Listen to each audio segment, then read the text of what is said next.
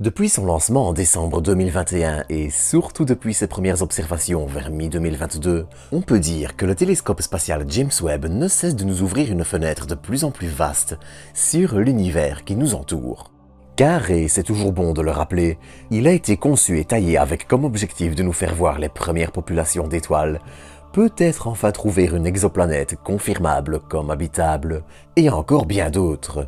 Et justement, ces dernières semaines, et plus particulièrement ces derniers jours, le télescope, ou plutôt l'analyse de ces données, nous a révélé plein de choses intéressantes sur les premières populations d'étoiles et des détails sur une exoplanète du fameux système TRAPPIST-1, l'un des candidats les plus intéressants pour rechercher une exoplanète habitable.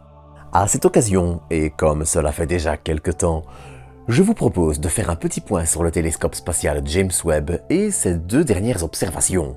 Mais avant de commencer, et comme d'habitude, je tenais à vous inviter à vous abonner si vous ne l'êtes pas encore, ainsi qu'à liker, commenter et partager cet épisode. Sur ce, bienvenue à vous pour une nouvelle dose d'espace.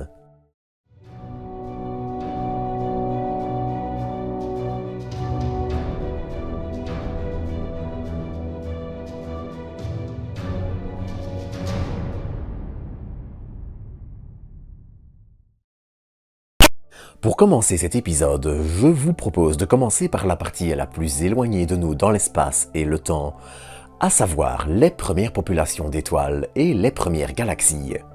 Alors, j'ai déjà abordé ce sujet dans de précédentes vidéos que je vous conseille d'ailleurs, la playlist de Webb sera en description et en fiche, mais je vais néanmoins rapidement revenir sur les bases.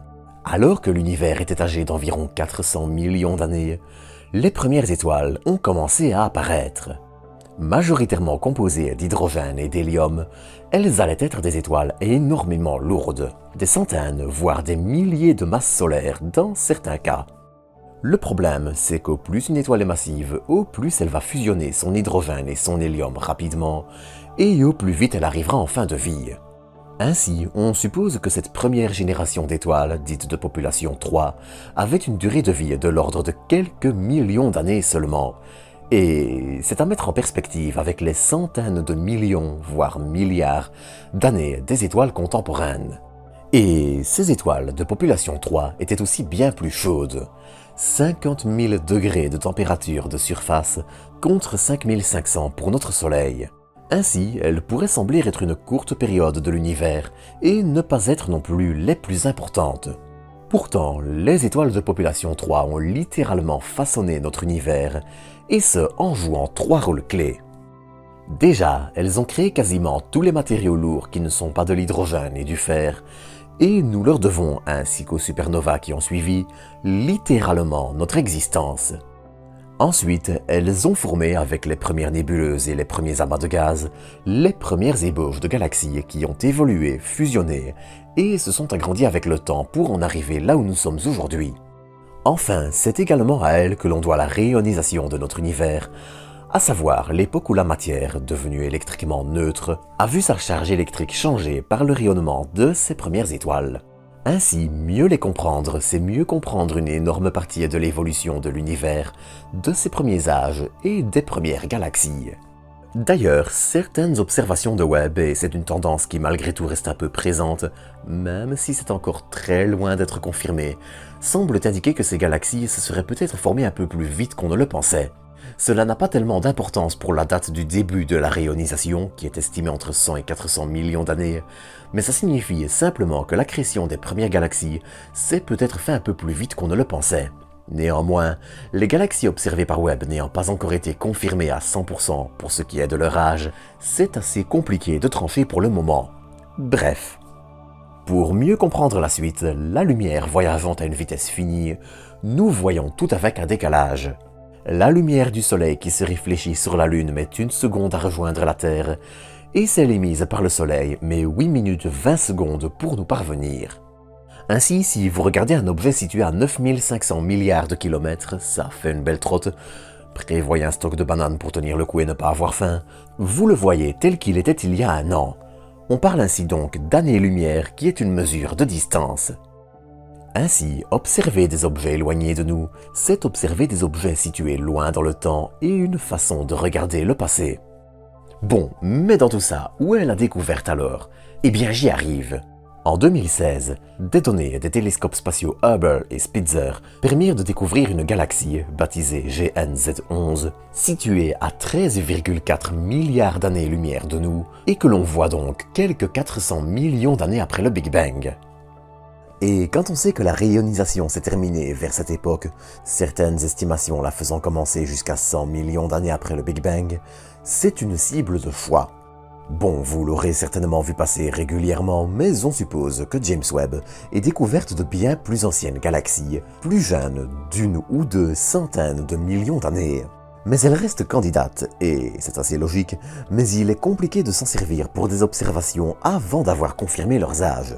Ainsi, il est assez naturel que le choix ait été fait d'observer GNZ11, ce qui s'avéra finalement un choix intéressant. Les premières analyses spectroscopiques du télescope semblent en effet révéler que les abords de la galaxie, au moins eux, sont riches d'un hélium que l'on s'attendait à trouver dans ces étoiles de population 3 et relativement pauvres en métaux qui colleraient à merveille avec l'hypothèse. Mais il y a aussi un demi, et vous allez voir pourquoi un demi-mais. Il se peut que les signatures chimiques observées ne viennent pas de ces étoiles, mais d'un trou noir supermassif à ses premiers âges, ce qui serait une première trouvaille du genre. Vous comprenez donc pourquoi un demi-mais. Quel que soit le scénario, Webb et les équipes qui travaillent dessus et sur ces données surtout, a bel et bien mis la main sur quelque chose qui nécessite encore d'être confirmé. Dans tous les cas, les galaxies candidates pour abriter ces populations d'étoiles se multiplient dans les champs profonds de Webb, et il ne fait aucun doute que l'on devrait en trouver très rapidement si ce n'est pas déjà le cas. Enfin, Webb a aussi réussi à mettre en évidence ce que l'on pensait déjà.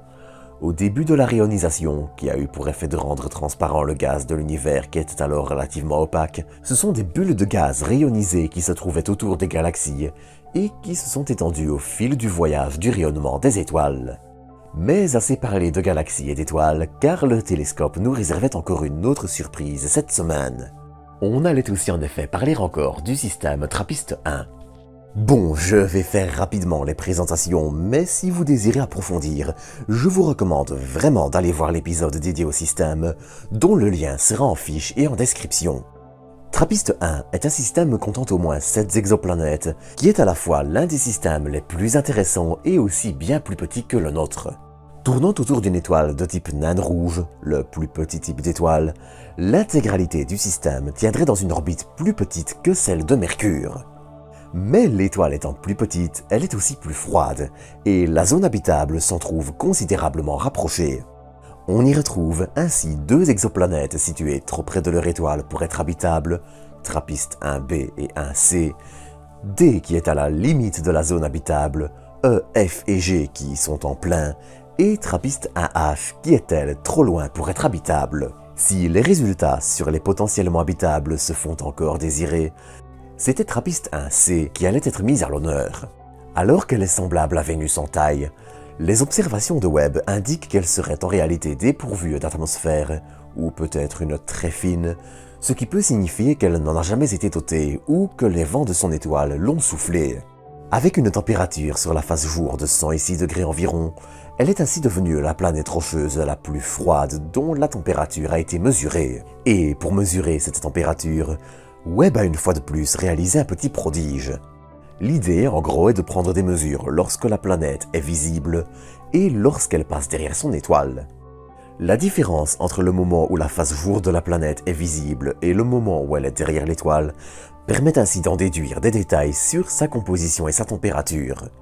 S'il n'y a toujours rien d'intéressant sur les planètes potentiellement habitables qui ont déjà été observées et dont on attend les résultats, la précision de Webb pourrait nous permettre d'en apprendre énormément et de savoir si ces planètes le sont peut-être réellement. Mais tout ça, on en reparlera le moment venu. D'ici là, prenez soin de vous, prenez soin des autres. Bon week-end et à très bientôt pour de nouvelles doses d'espace.